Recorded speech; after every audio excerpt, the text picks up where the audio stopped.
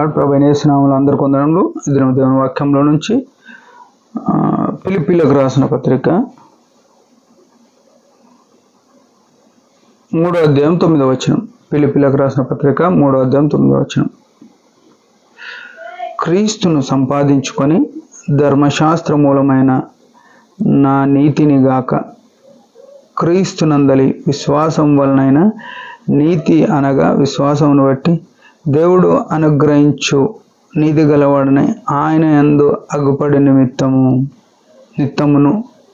నిమిత్తమును సోదరులారా, ఇక్కడ గమనించినట్టయితే అపొస్తలుడైన పౌలు సౌలుగా ఉండి ఆయన ఎంతో దేవునికి గూర్చిన ధర్మశాస్త్రంను గూర్చిన నిష్ట కలిగి బతికినాడు. ఆయన చెప్తాడు ఒక స్థలంలో ఏమనంటే, నేను గమనియేలు పాదములలో బోధ తీసుకున్నా అంటాడు. ధర్మశాస్త్రమును గూర్చి అనిందుడుగా ఉన్నాడు.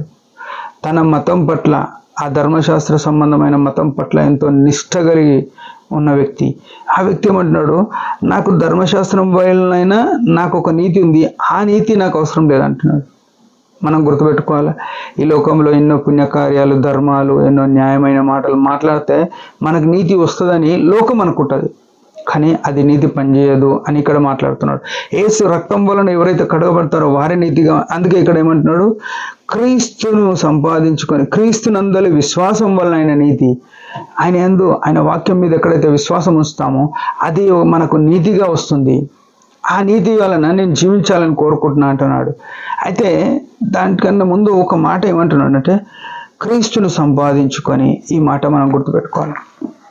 ఈనాడు ఎంతోమంది పెద్ద పెద్ద సేవకులు, పెద్ద పెద్ద ప్రసంగాలు, పెద్ద పెద్ద మందిరాలు కట్టి, హైదరాబాద్లోనే ఎంతో పెద్ద మందిరాలు, 3 సెక్షన్లు 4 సెక్షన్లు ఆరాధన చేసి, ఈ సంఘాలన్నీ కూడా ఆ సంఘాల్లో ఉన్న సేవకులు, బోధకులు, ప్రచారకులు ఏం చేస్తున్నారు అనేది మనం ఆలోచన చేస్తే ధనం సంపాదించుకోవాలని కోరుకుంటున్నారు.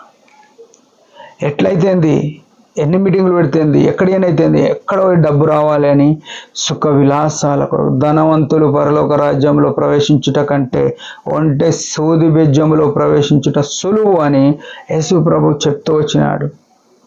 అట్లాంటిది ఈనాడు ధనం కొరకు బోధలు చేసి ధనమంతా ఆర్జించి ఎన్నో ఎన్నో ఎన్నో రకాలుగా విలాసం అనుభవిస్తున్న ఈ బోధకులు పరలోకం పోతారో పోరో అనేది మనకు తెలియదు.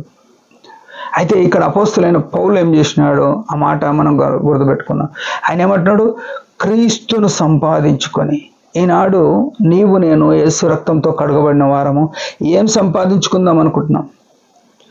దేవుని మందిరానికి వెళ్ళి పేరు సంపాదించుకుందామన్నా, మంచోడిని అనిపించుకుందామన్నా, లేకుంటే స్టేజ్ సంపాదించుకుందామన్నా, లేకుంటే ఇంకేదన్నా నేను సంఘ పెద్ద అనిపించుకుందామన్నా, నేను సేవకుని అనిపించుకుందామని ఏదో ఒకటి సంపాదించుకోనికి పోతున్నామా? ఈ మాట బాధ అనిపించింది.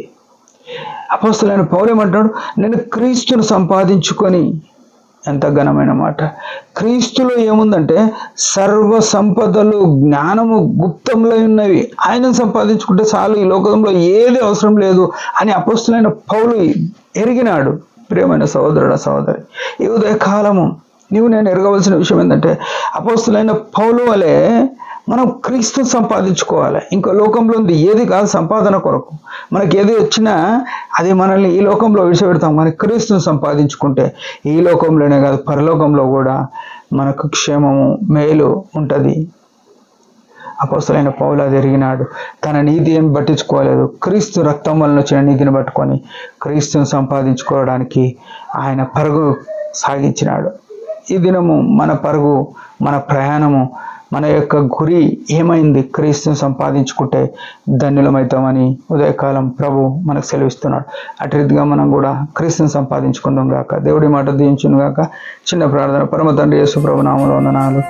అపోస్తలుడైన పౌలు వలె మేము కూడా క్రీస్తుని సంపాదించుకున్నటకు, లోక సంబంధమైన అన్ని వదిలేసుకొని జీవించట కృపణీయమని స్తుతులు అర్పిస్తూ ముందున జీవితంలో నమ్మకంగా నేను వెంబడించు సహాయపడమని యేసు ప్రభు నామములోనే ప్రార్థిస్తున్నాం తండ్రి. ఆమేన్. మీరందరి పరిచయం గురించి భారంగా ప్రార్థన చేయండి. Praise the lord.